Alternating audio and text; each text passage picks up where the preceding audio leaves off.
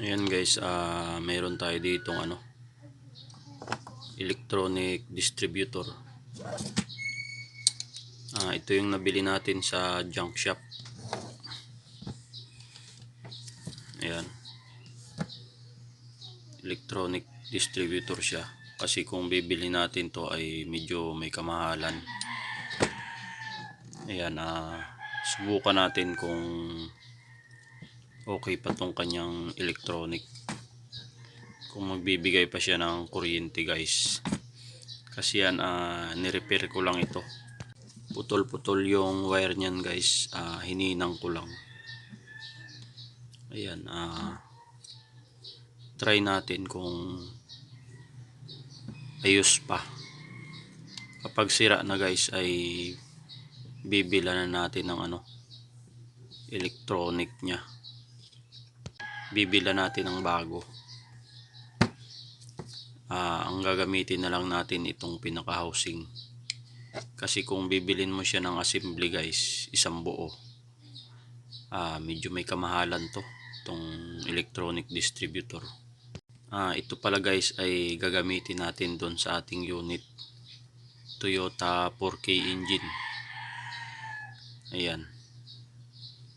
Kasi nga kapag contact point tayo ay maaari tayong tumirik sa daan kapag contact point, kasi hindi naman natin alam yung kung hanggang saan lang yung ating contact point, kung hanggang kailan siya masisira. Ayan, kaya tayo nag-decide na makahanap ng second hand na electronic distributor guys. Papalit natin doon sa ating di contact point na distributor. Try muna natin to kasi ni-repair ko to guys. Kapag sira, bibili na lang natin siya ng bago. Ayan. Ayan guys, kalasin lang natin tong ating dito, original na nakasalpak na distributor. Palit natin yung electronic distributor natin. Kasi meron naman tayo ditong extra na high tension wire. Connect lang natin siya dito.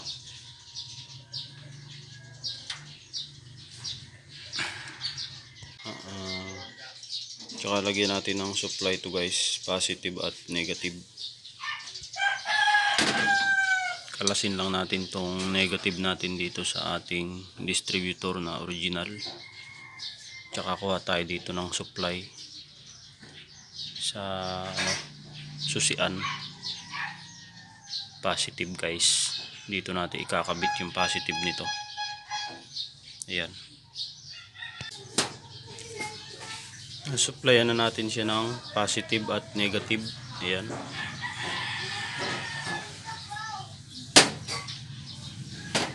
Lagyan natin dito ng isang high tension wire number 1 para ma-check natin guys kung may lalabas na kuryente.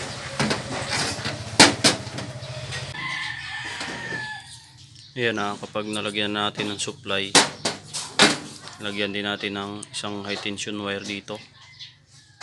Ayan, check natin kung may lalabas ditong kuryente guys. Isusi natin yung ating unit. Ayan, nasubukan na natin guys. Wala na siyang inilalabas na kuryente. Kaya mag-decide na lang tayo na palitan na lang natin ng electronic to. Kasi maaring sunog na guys or pundi na yung electronic nito. Kaya bibila na lang natin ng bago. Ayan. Dumating na yung ating order sa online. Ito yung CDI na ating in-order para dito sa ating distributor ng ating Toyota 4K. Ayan. sa kadahilan ng ayaw gumana itong ating nabiling second hand sa junk shop. Ayan guys, maaring sira na itong kanyang CDI. Kasi kung bibili tayo ng brand new nito guys ay medyo may kamahalan. Kaya ayan, umorder na lang tayo ng kanyang CDI sa online. Yan ito na yung bago guys, bagong bago. Palitan na natin tong luma. Pero yung pinaka pulser nito guys ay okay naman, gumagana. Ayan, na-testing na natin yan. Kaya lang maaring yung kanyang pinaka partner ay pundi na. Kaya hindi na gumana guys. Ayan, kalasin muna natin tong luma. Palit na tayo ng electronic guys, na distributor doon sa ating unit, Toyota 4K engine. Kasi nga naka contact point pa yung ating unit guys. Palit na tayo ng electronic. Ayan, kalasin lang natin to guys, itong luma.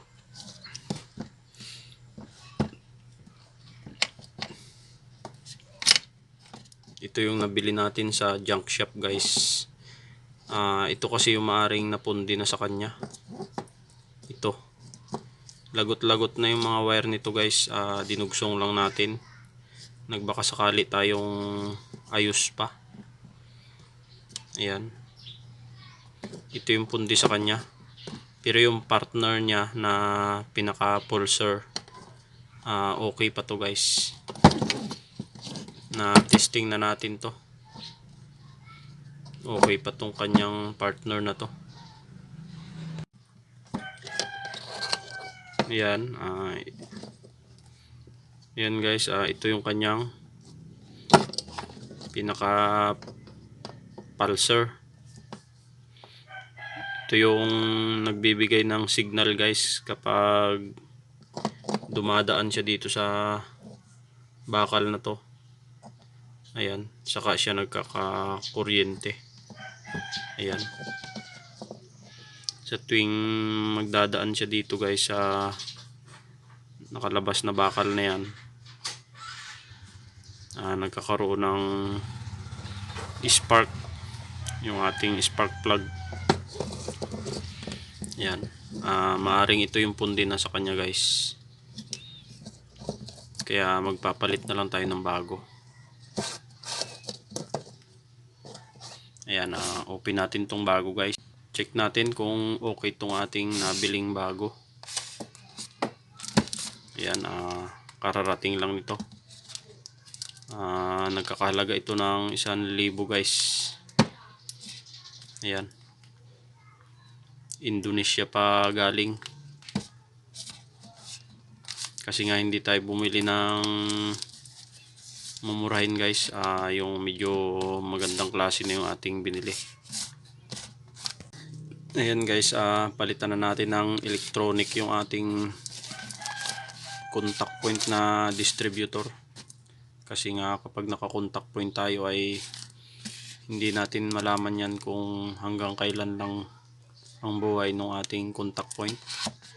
Maaari tayong tumirik sa daan guys. Kaya palit tayo ng electronic.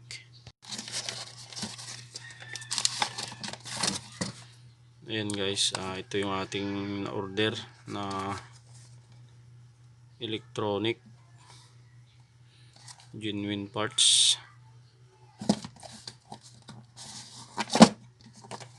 Tingnan natin, check natin to guys, tsaka kabit na natin dun sa ating unit. Ayan, nakabalot pa siya.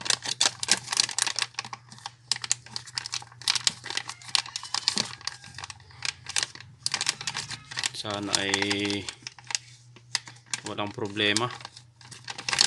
Ayan, balot na balot. Check natin guys kung pareho dun sa ating luma. Ayan, ito yung ating luma na galing junk shop. Ayan.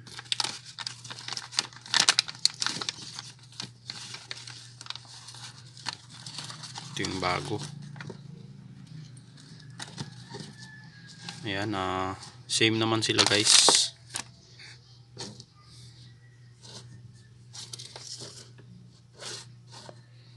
Walang pinagkaiba. Ayan. Salpak na natin doon sa ating electronic na distributor.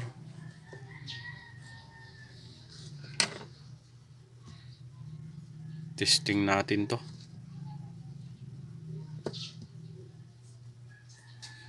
Ayan,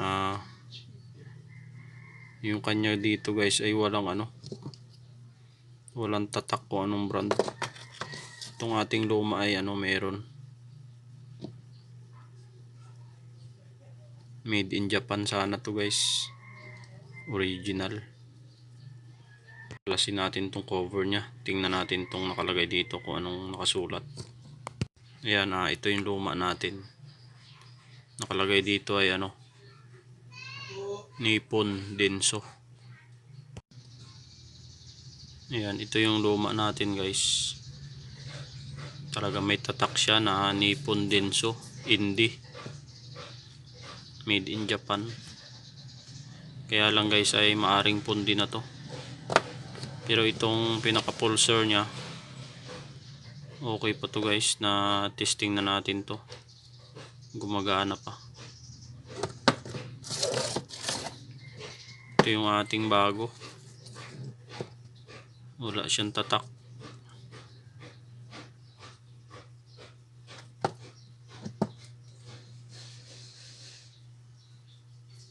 Ayan, testing natin. Sana ay okay ito guys. At walang maging problema. Sana magka-power. Yan lang guys, may problema tayo. Hindi siya tapat na tapat sa butas. Dito, medyo alanganin siya. Ayan ang layo. Hindi talaga pareho ng original. Nasakto yung butas. Layo guys, nakalakto dito. Tapos may ibabaw. Malayo yung butas nya. Hindi sakto sa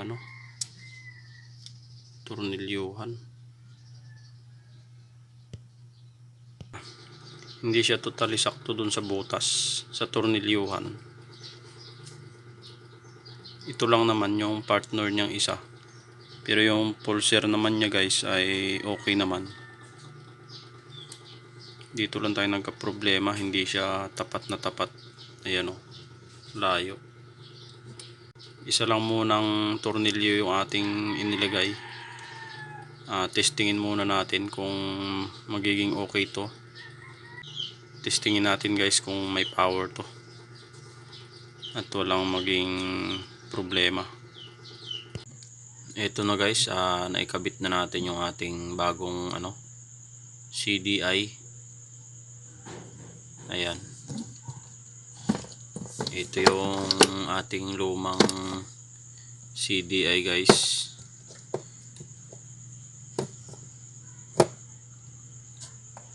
Sa mga gustong mag-upgrade ng electronic distributor, ayan, kung gusto nyo makamura at makaminus ng gastos, ayan,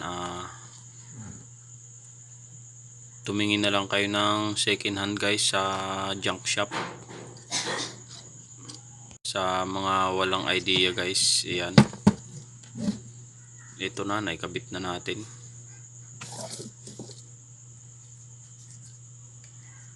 Sa wirings naman, sa mga mayroon ng electronic na distributor, tapos sira naman yung inyong CDI, ayan, sa mga walang idea, May nakalagay naman yan dito guys sa wiring. Yung CI positive, itong B, ito yung kanyang ground guys. Ayan o, yung C positive,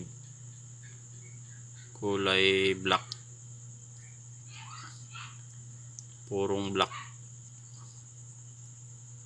Yung B guys ay black na may lining na brown.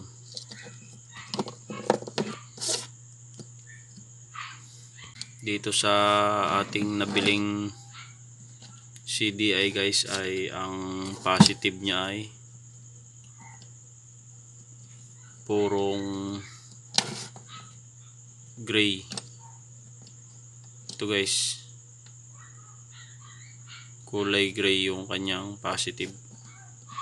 At yung ground niya ay black na may lining na white. Ayan guys, sa mga walang idea at gustong mag-upgrade ng kanilang distributor o kaya ay gustong bumili ng ganitong CDI guys, para magkaroon kayo ng idea guys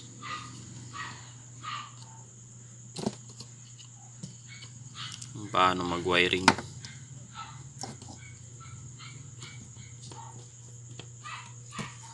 Ayan, yung tutorial natin ay hindi kumpleto guys kung hindi natin ito titistingin. Ayan, testingin natin kung may lalabas na kuryente dito sa ating spark plug. Meron tayo ditong ignition coil, tsaka itong ating electronic distributor. Ayan, high tension wire, tsaka spark plug, tsaka kailangan natin dito guys ng battery. Ayan, ito yung ating positive wire ng ating electronic distributor or ng ating CDI. Dito natin i-connect sa positive ng ating ballast resistor. Ito yung ating supply na positive, galing ito sa ating battery. Yan, ito yung ating positive galing sa ating CDI. Itong isa naman ay yung ground guys. Dito natin yan ilalagay sa negative ng ating ignition coil. Ayan, ito yung ating ground or ito yung ating body ground guys. Dito ko na lang inilagay. Ito yung ating ilalagay sa negative ng terminal ng ating battery, at itong ating supply positive sa ating terminal ng battery din guys. Ayan, positive. Ito yung ating negative. Ikabit na natin itong rotor, tsaka itong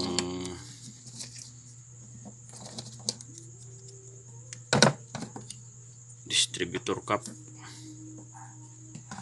Kabit na natin para matesting natin guys.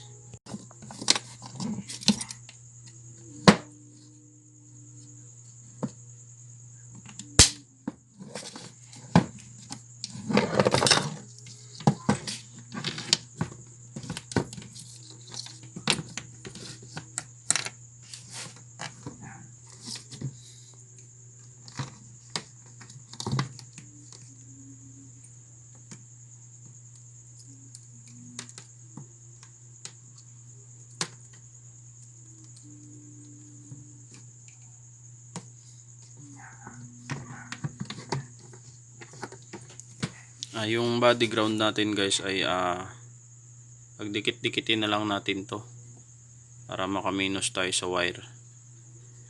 Dikit natin sa body ng distributor itong ating spark plug. Dikit din natin to sa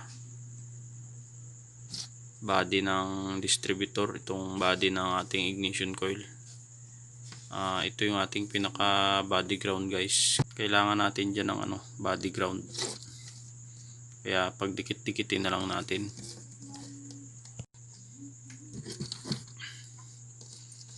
Ayan, ito yung ating ground guys, or ito yung ating body ground. Kabit natin sa negative terminal. Ito yung ating positive papuntang ballast resistor. Ayan guys, kabit natin sa positive terminal ng battery. Ito guys ay titestingin natin yung ating bagong CDI kung okay, bago natin kalasin yung ating distributor na decontact point sa ating unit. Testingin muna natin guys bago natin kalasin. Ayan, body ground nyo lang. Nakakabit na yung ating positive dito sa ating ballast resistor. Pagdikitin lang natin to guys. Ayan, pagsamasamahin nyo lang pinaka body ground. Tapos ayan, pag napagdikit-dikit nyo na yung body ground, pwede na nating ikutin tong kanyang rotor dito. Check natin kung may lalabas na kuryente. Ayan guys, malakas yung kuryente nya.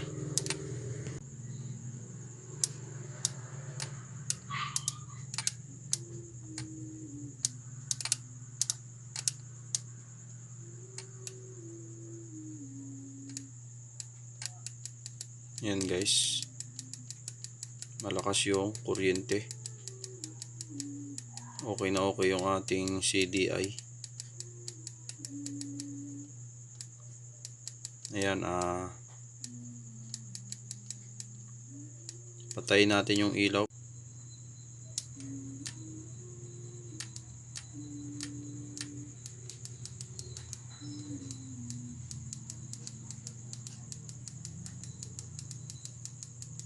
Ayan guys, malakas yung kuryente nya.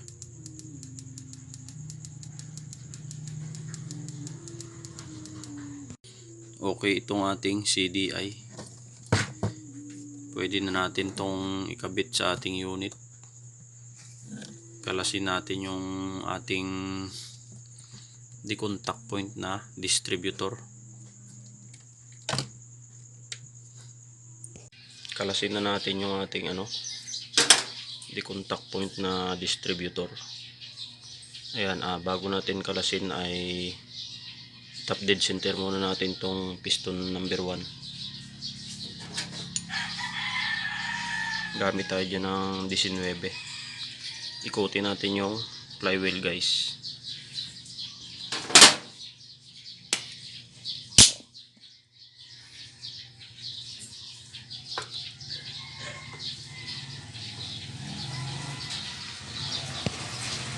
Tutok natin tong rotor nya sa piston number 2. Ayan.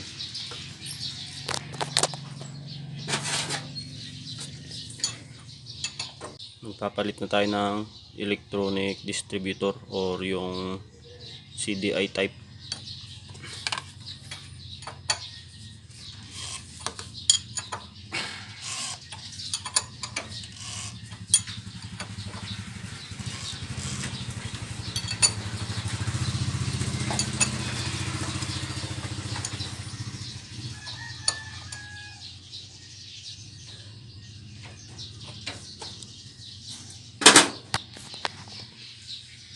Ayan guys, nakatapat na siya sa piston number 2 yung ating rotor. Tsaka yung timing mark natin dito ay naka 0 na. Ayan.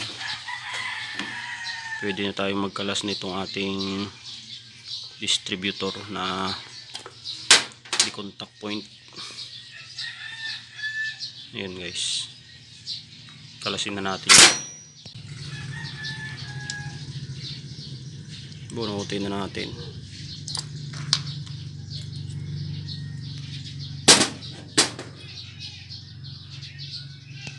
Ito na guys yung ating decontact point na distributor. Lilipat na lang natin tong kanyang vacuum advancer dito, kasi itong vacuum advancer nito guys ay sira na, kaya ililipat natin tong vacuum advancer,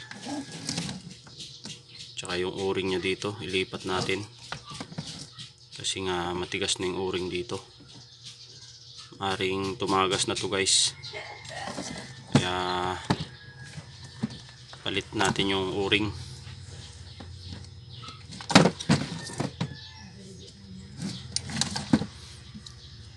Yan, ito yung ating original na decontact point na distributor. Ito na ipapalit natin guys, electronic.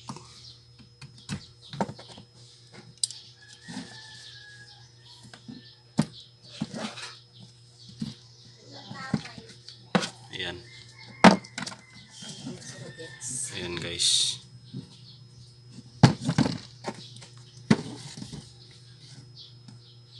Para pang matagalan na. CDI type. Ayan.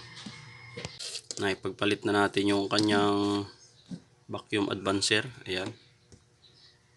Yung bagong vacuum advancer dito natin nilagay sa electronic type. Pwede na natin tong ikabit. Ayan guys, naisalpak na natin tong ating electronic distributor. Pagtapatin lang natin yung kanyang tip ng pulser tsaka yung tip ng bakal na to. Ito guys yung umiikot. Tsaka i-timing natin. Gamitan natin yan ng timing light. Pagtapat lang natin muna guys para mahigpitan natin. Ayan. Ipagtapat na natin. Pwede nating higpitan yung bolt doon sa ilalim. Ayan, iwa-wiring na lang natin.